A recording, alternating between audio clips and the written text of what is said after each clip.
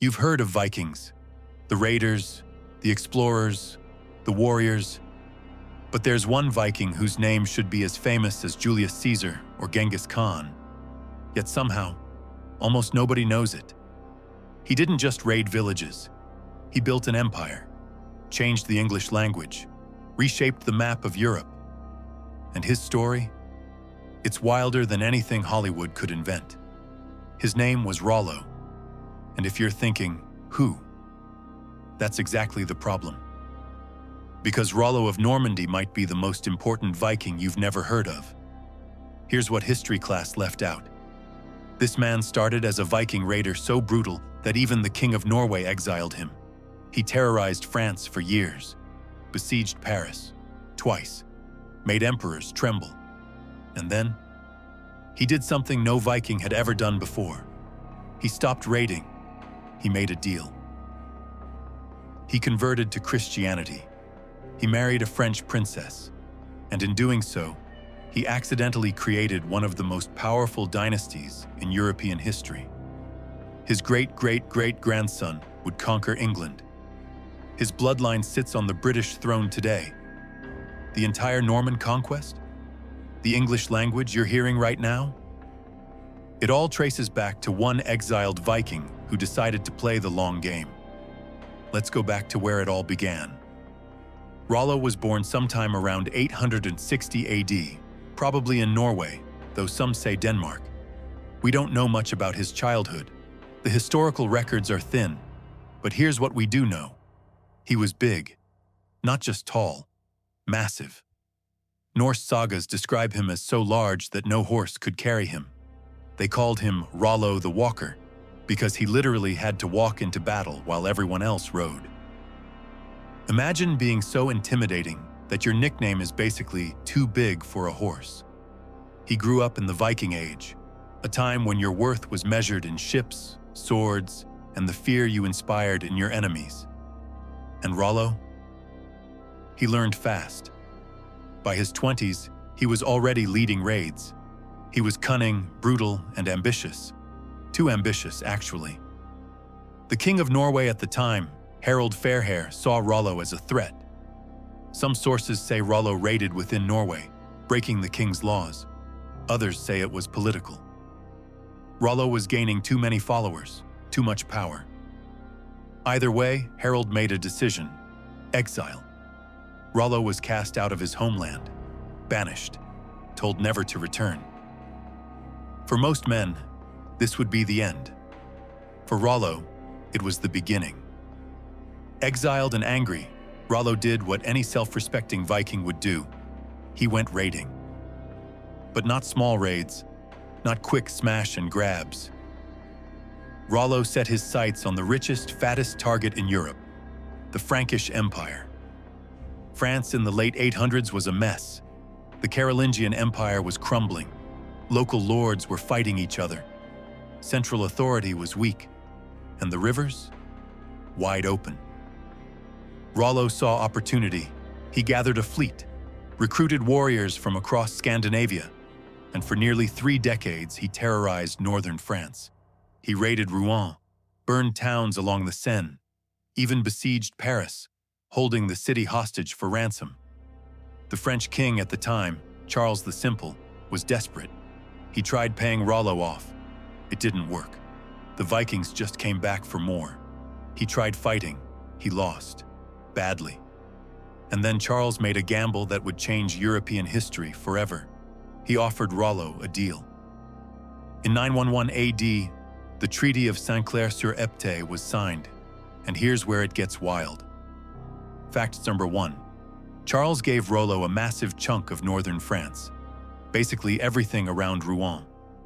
In exchange, Rollo agreed to stop raiding and defend the coast from other Vikings. That territory? It became known as Normandy, Northman land, the land of the Norsemen. Fact number 2. Rollo was baptized as a Christian, a requirement of the deal. But here's the thing. He probably didn't take it very seriously. According to one chronicle, on his deathbed, Rollo hedged his bets. He gave gifts to Christian churches and sacrificed prisoners to the Norse gods. just in case. Fact number 3. During the treaty ceremony, Rollo was supposed to kiss the king's foot as a sign of submission. He refused. Instead, he ordered one of his men to do it.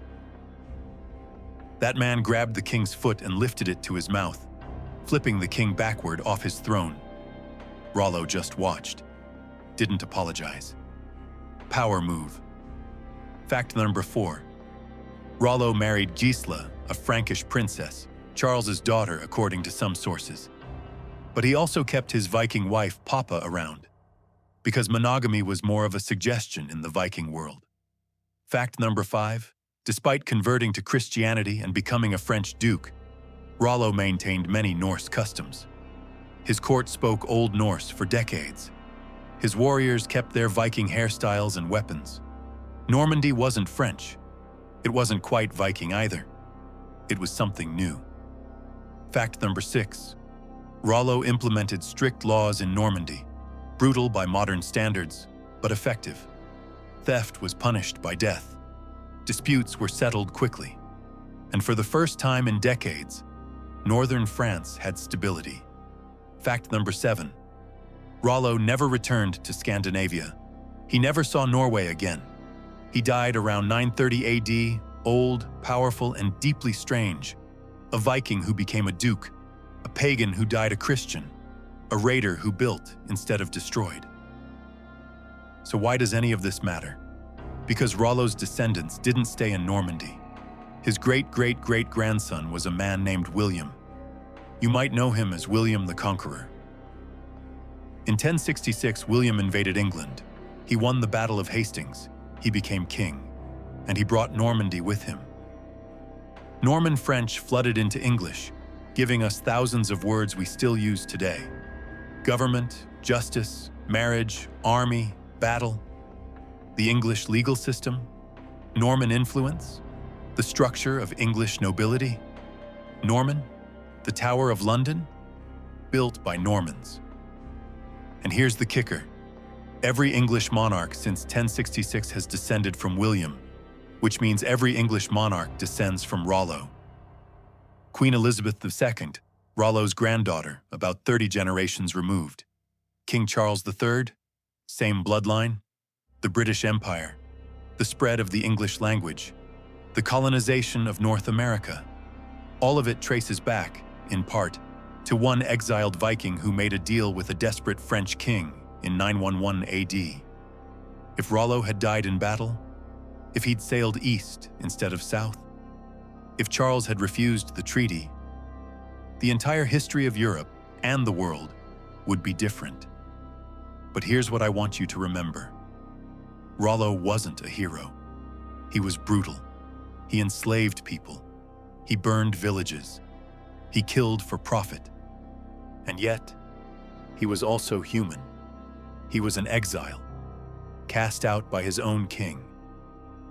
Told he wasn't welcome in the only home he'd ever known. He built something new because he had to. He adapted. He changed. He played a game no Viking had played before, and he won. Was he motivated by ambition? Absolutely. But maybe also by something else. A need to belong. A need to build a legacy. A need to prove that the man Norway threw away could become the founder of kings. He never wrote his thoughts down. We don't have his words, but his actions speak clearly enough. He wanted to be remembered. And 1,000 years later, here we are. Historians still argue about Rollo. Was he Norwegian or Danish?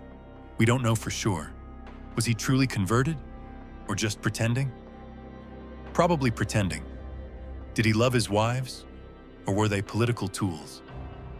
Maybe both. His story is full of gaps, full of mystery. But what isn't mysterious is his impact.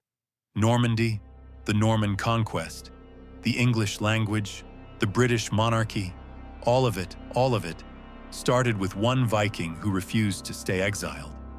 Rollo didn't just raid, he built.